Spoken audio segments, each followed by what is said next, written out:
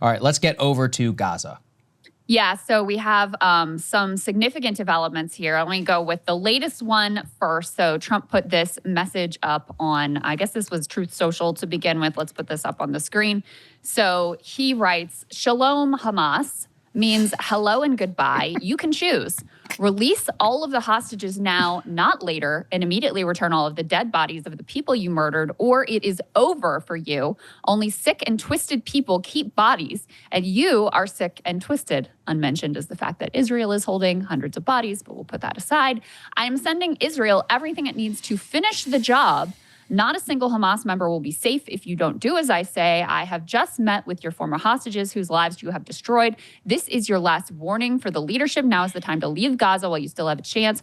Also to the people of Gaza, a beautiful future awaits, but not if you hold hostages. If you do, you are dead. Make a smart decision, release the hostages now, or there will be hell to pay later. Donald J. Trump, President of the United States of America. Now, this comes at the same time as, let's put this next piece up on the screen, the Trump administration is actually meeting directly with Hamas. Now, to me, when you are engaged in negotiations, it is a no-brainer that you want to engage in those negotiations directly with the people who you are negotiating with. But this is not the way things are normally thought of in Washington, D.C. And of course, if the Biden administration had negotiated directly with Hamas, of course, there would have been like massive freakouts all across the right, et cetera, about negotiating with terrorists. But the presidential envoy for hostage affairs, Adam Boulder, actually, has been communicating directly with Hamas. And so that to me is the fact that you even have talks occurring in that way is certainly an encouraging sign. But then countervailing forces, you have that very belligerent Trump message on Truth Social, and you have the fact that he seems still committed to his insane mass, complete ethnic cleansing plan in the Gaza Strip, and it all amounts to I don't really know where things are and what is going to happen next. Also, last thing before I get your reaction, Saagar, is to keep in mind, as we covered on Monday, that Israel has completely backed away from the ceasefire deal. Bibi had always told his domestic fanatic partners that they were only going to do phase one and then they were going to go back to the war. Now what they're doing is they're reinstituting the complete siege, including considering cutting off water to the Gaza Strip as well. So, the situation is quite dire at this point. Yeah, it is. The signals are everywhere. So on the one hand, talking with Hamas is great. That's what we should be doing from day one. And of course, all these idiots in America, we don't negotiate with terrorists or whatever. I'm like, well, Israel's tried to kill them for 2 years and they're still standing. So what do you want to do? And their answer is actually simple. They're like, just kill them all. And you're like, okay, well, that didn't work. Or at the very least, I don't want any part of that. So this is the alternative option. How do you think you got out of Afghanistan? You do what Trump did. You sign a deal that says we are negotiating with the Taliban. It was an absurd, this idea that the United States is not going to negotiate with the Taliban over a 20-year occupation of that country and an insurgency. With the same problem here. So let's just put that on the table. I do also, this is the problem with Trump. I've been thinking about this. He already gave that ultimatum previously, and nothing happened. He said they have to release all the hostages. They didn't do it. Or they'll be held to pay. Or they'll be held to pay. Literally not a single thing happened. My guess is that this is part of trying to pressure the negotiations and the direct U.S. talks right now with Hamas. But in terms of the credibility that they will be received, that's a bit of an issue. I would also say at the very end there, he said, people of Gaza, release the hostages or you'll all die. I'm like, okay, so America's going to do it now? We're not even going to let the Israelis do it? I mean, that's, pretty insane. I think Jeremy Scahill has an official response now from Hamas that just came out. Yeah, here we go. Just in the last hour, I can read it here.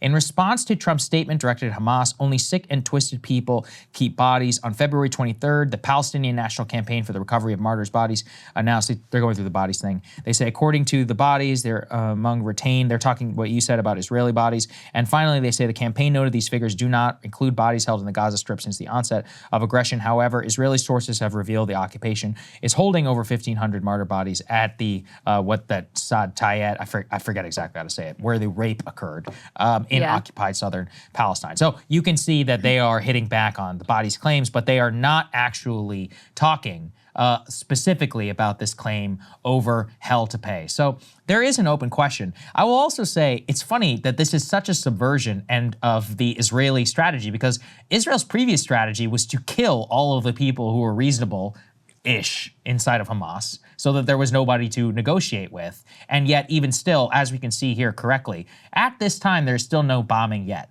And perhaps there is some path to some sort of phase 2 deal. This is how we would actually get there. If it were to ever exist, is the United States as the big brother, just as in Ukraine. Yes, you have to talk to Putin. Sorry, people, that's how it works.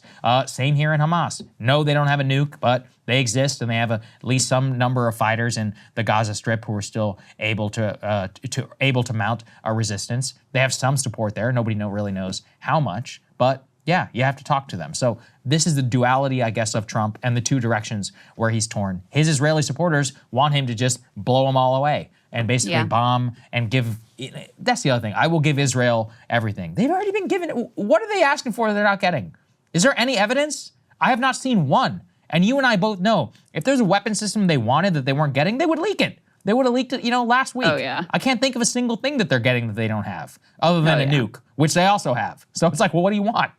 Yeah, and they just rushed through a quote-unquote emergency, war of $7 billion. billions of dollars of weapons to Israel. So yeah, we all know Israel's getting everything they want. Don't worry, not a question. Remember, there was like one shipment of 2,000-pound bombs that got held up, and they were up in arms over it. How dare you withhold this one shipment that made no difference in terms of their ability to completely decimate the Gaza Strip. The other thing that was not encouraging, as we could put the next piece up on the screen, is a bunch of Arab nations came together and put together, a pretty reasonable plan for next steps in terms of Gaza. And Trump and Netanyahu immediately rejected it. This was a considered plan, multiple nations involved. Significant planning goes into this, and then it's just sort of rejected out of hand. They said this in Haaretz. They said it's the result of a months-long diplomatic effort to create an off-ramp that would end the war and let reconstruction begin. The plan contains hundreds of pages and appendices, yet the Trump administration seemed to have killed it with a single paragraph. That paragraph was, quote, "The current proposal does not address the reality that Gaza is currently uninhabitable and residents cannot humanely live in a territory covered in debris and unexploded ordnance." Of course, that's consistent with Trump's plan of we got to ethnically cleanse all of these people out of the Gaza Strip. And by the way, they're never allowed to return. This was a spokesman for the National Security Council, adding that President Trump remains committed to his plan to forcibly evacuate the entire population of Gaza and claim the territory for the U.S. Netanyahu rejected it without even putting out a little paragraph saying why. So, this is the other piece is if that idea is a negotiating tactic, then, okay, well, the Arab nations got together. They came up with the counter proposal. So let's negotiate. But the fact that they immediately stuck so hard to his just both evil and absurd and preposterous notion of the U.S. is going to take over the Gaza Strip and push out every Palestinian and not allow them to return, that is obviously deeply troubling. And listen, maybe they'll come back. The Arab nations said, okay, well, we don't consider that to be a final answer, so we're going to keep working on it. We'll see where it ultimately goes, but not great signs there. My biggest signal was he didn't mention it at all at State of the Union. He made one thing about he made one mention of the hostages. There was nothing about ceasefire, about the Gaza plan. Even though I do think he is serious, he did not mention it there. I don't know. I have no idea what to say. I just hope Steve Witkoff just keep sending him there. He's got a good track record. Keep talking to Hamas. Let's get to some sort of phase 2.